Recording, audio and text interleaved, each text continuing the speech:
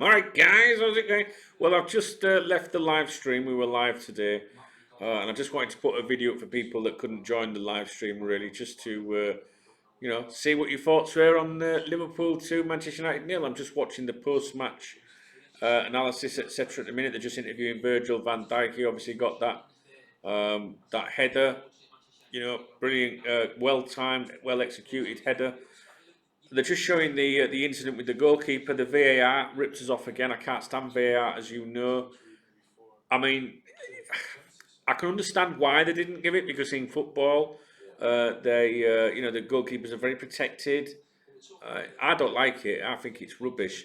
And I've seen there was an example they showed on the at half time, I think it was, where another goalkeeper in another game was basically had hands around him and it wasn't given. So I don't know about you, but the VAR for me is it's just shite. It's shite. But and the offside, your shoulder offside, it kills it for me. Um, Overall, United. There was a few times when I was like, "Oh God, as if." Do you know what I mean? They might get a goal here, and I'm sorry that I'm a bit distant. I'm struggling with the video, Anna. It's because I've got them in the background, and I'm actually trying to watch it at the same time. I'll turn it down. There was a few times in the game, where I was like, we really need a second goal. We've got to get the second goal because I can see them sneaking one, even though they're off form. They're not a great side at the moment, Manchester United, and they don't have the best players anymore. There was a couple of times in the game when I just thought, fucking hell, come on, we don't want to be, throwing this away. Like, we could, if they sneak one, you know what I mean, guys? So I'm glad we got the second. And what I did like about it was the way that Salah stayed on his feet when he received the ball. If you see the Manchester United defender, he really did sprint to catch him up, and he nudged him a couple of times. But he was strong, was Salah, wasn't he? And I didn't think Salah had a very good game, But he popped up. We were saying this in the live chat during the game. He's not great. There's people saying they should take him off and stuff like that. But then there's people saying, well, this is the thing with Salah. He can be very quiet and then pop up bright at the end when you need him, and that's exactly what he did. And it was great. It was really good to see. He stayed on his feet, well taken goal. Really good to see Allison, coming from the other end of the pitch to join in the celebrations. I mean, absolutely fantastic. Fantastic, as Brendan Rodgers would say. See, I'm talking better now. I've muted it. Do you know what I mean? So the VAR gets on my tits. I was disappointed that that goal with Virgil van Dijk and the goalkeeper was disallowed. I knew it would happen. As soon as it went to it, it was like, oh, it's obviously going to happen. Then the offside with the shoulder, that disappoints me. I'm not going to get carried away with things. You know my thoughts on it. I don't want to tempt fate. I'm sure you know what I think in my mind as to what's going to happen with the league.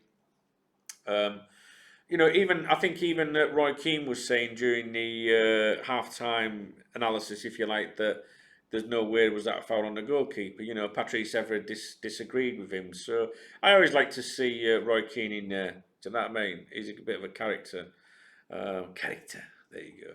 So anyway, I'd like you to let me know what you thought of the game. Any player ratings, anything that you want to, comment on. Oxlade-Chamberlain, some people were saying that he was kicking off on the bench when he went off, or he hit the bench, or something. Was it frustration? I didn't see it because I was caught up in the chat. I just don't know if there's anything to do with that. Who was your man of the match? How are you feeling? You must be feeling very good that we secured a victory over the enemy, if you like. So yeah, that's about it, I think. So I just wanted to put this video in case you couldn't join the chat. Now listen, tomorrow I'll be on KopTalk.tv tomorrow here, hopefully. There's a KopTalk podcast will be available tomorrow that's available free to everybody. That'll be on for 4 o'clock, guys, okay, UK time. If you want to subscribe to the podcast, just go to KopTalkPodcast.com. All the information is on there, okay? Alternatively, if you can't be asked to do that, open Spotify, Apple Podcasts, Google Podcasts, Spreaker, the TuneIn Radio app, any decent podcast app, and just search Liverpool FC KopTalk, all right? And you'll find it on there. There's a new episode at 4 p.m. UK time, Monday, Tuesday, Wednesday, Thursday, Friday. All right? Okay. And what was I going to say to you? Oh, yeah, I'm doing my Dunk Knows Best podcast tomorrow as well. And there's an absolute corker of an email on there, which I think you might like. It's on the same platforms, Dunk Knows Best. Just search that. It's not football. It's not sport. It's general life things and stuff like that. Do you know what I'm saying? So you might enjoy that as well. Okie dokie. Go to KopTalkPodcast.com. It'll have all the info for both podcasts on there. Right, I'm going to go, guys. I'm a little bit tired, as you can see. I'm just kicked back in my lounge. The projector's behind me because the bulb's blown, so I've had to spin my room round and I'm watching it on a flat screen at the moment. So I'm going to sign off. I'm going to see what Graham Souness and everyone's got to say.